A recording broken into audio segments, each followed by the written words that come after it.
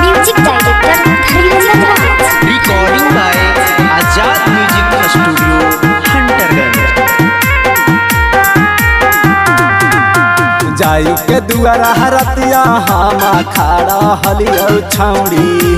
जाई के दुआरा हरतिया हम खाड़ा हलियो छौड़ी।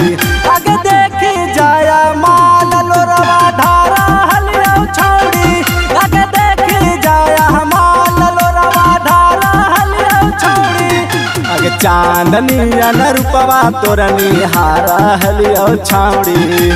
चांदनी रूपवा तोरनी हारा हलियो छौड़ी। आगे देखी जाया माल लोरवा ढारा हलियो छौड़ी। आगे देखी जाया माल लोरवा ढारा हलियो छौड़ी।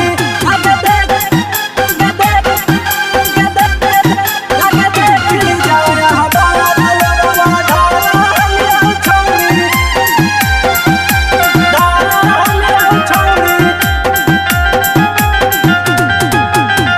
छोड़ी के जैनी जादी तू ससुराल गे। कैसे के रहतो छौड़ी नैहर के यार गे। नैहर के यार गे।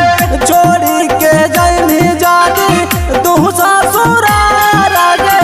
कैसे के रहतो छौड़ी नैहर के यार गे।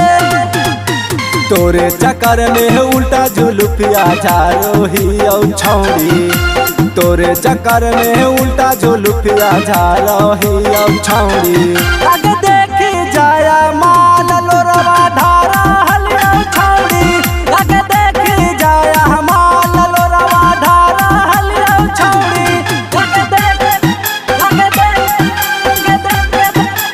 देखी जाया मान लोरवा ढारा हलियो छौड़ी। ढारा हलियो छौड़ी। मथवा पर हाथ धाके खैनी का सामा गे। कैसे तू बन गेली बेवफा सनम गे। बेवफा सनम गे।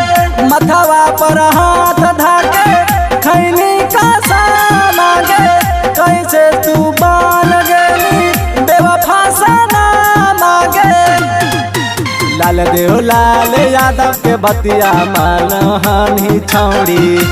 अब से अनमोल के कहल बतिया मान हानि छौड़ी।